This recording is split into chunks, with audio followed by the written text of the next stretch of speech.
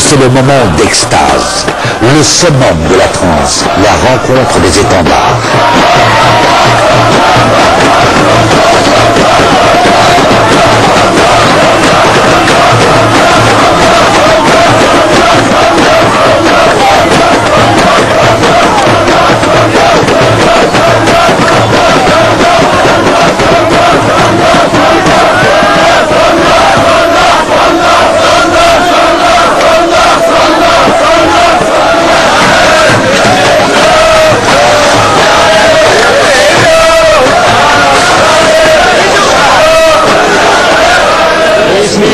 Les membres du groupe venus de Tabal Koza se recueillent ici sur la tombe de Sidi Ahmed Boubkar.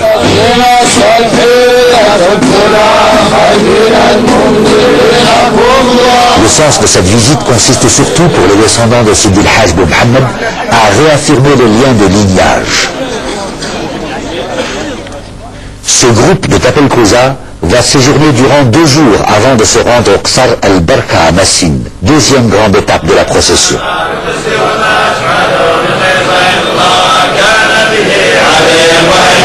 Toute la nuit, on va réciter le Coran dans sa totalité, c'est la seule cas. Elle ne se terminera qu'aux premières lueurs de l'aube. Dans la douceur de la nuit, les processionnaires sont conviés à un couscous, suivi comme de coutume de la traditionnelle séance de thé.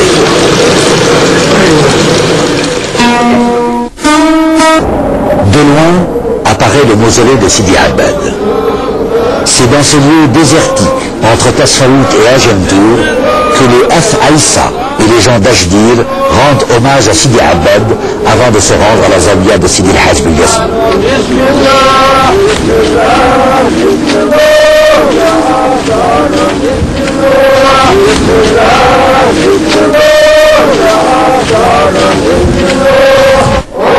Le personnage de Sidi Abbad ne manque pas de mystère.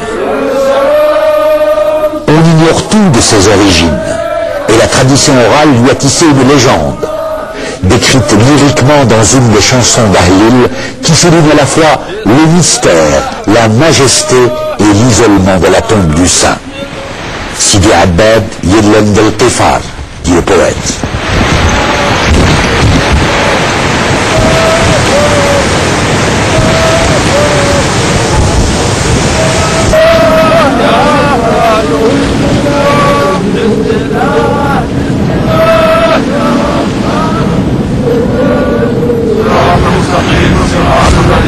Les vents chauds et secs chargés de sable au milieu de la rocaille de l'herbe occidentale ne découragent pourtant pas les pèlerins dans leur procession vers le mausolée du saint Sidi Abbad.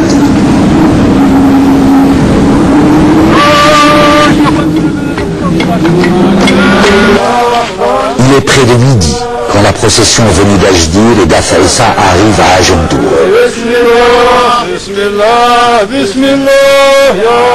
Aujourd'hui, ces pèlerins rendent visite à un ami intime de Sidi Abbad, le saint Sidi El-Hajj Hassan Sherif.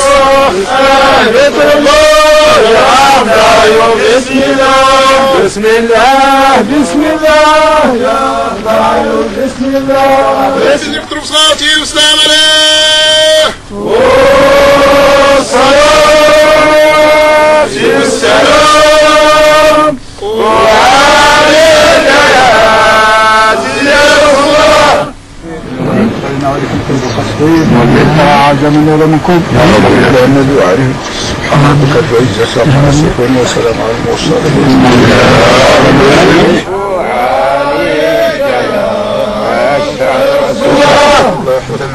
Après les prières invoquant Dieu et son prophète, vient le moment de salutation d'usage et de bienvenue. Ce soir, ils sont les hôtes de Sidi El-Hajj Hassan.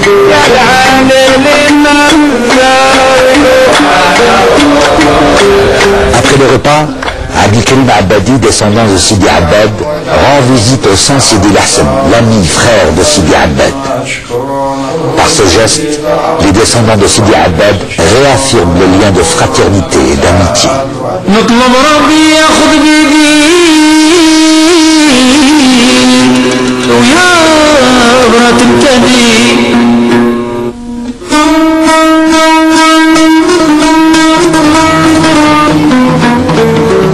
De la porte au sud du Qsar de Timimoun, à l'intérieur de ce grand cimetière, on aperçoit le mausolée de Sidi Othman.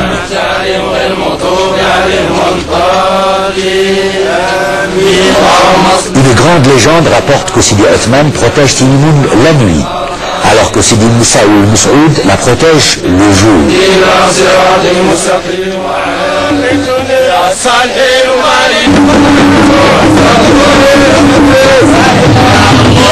La rue centrale, Nijour, va vivre aujourd'hui intensément une procession qui mènera symboliquement les Timimounis sur les traces de l'histoire de leurs ancêtres.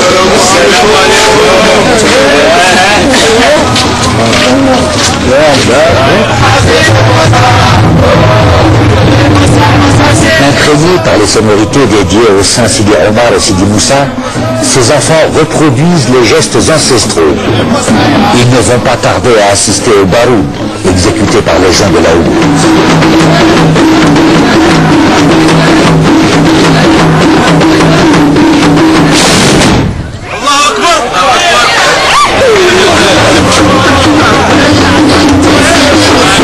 Sidi Omar, Sidi Moussa, Sidi Omar, Sidi Moussa, ce sont les saints protecteurs de la Ouguruté de Timimoun que la procession invoque inlassablement.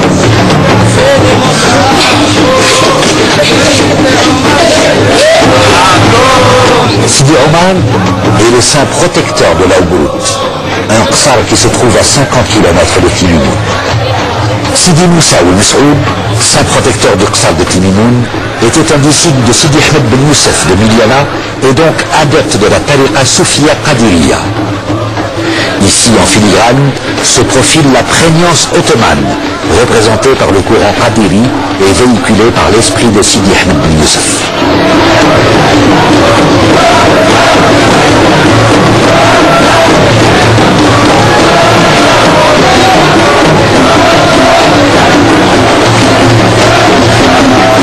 C'est dans cet espace qui a pris la dénomination de Sidi Moussa ou Moussoud sur Sidi Moussa que s'achèvera la procession par une hadra et un barou.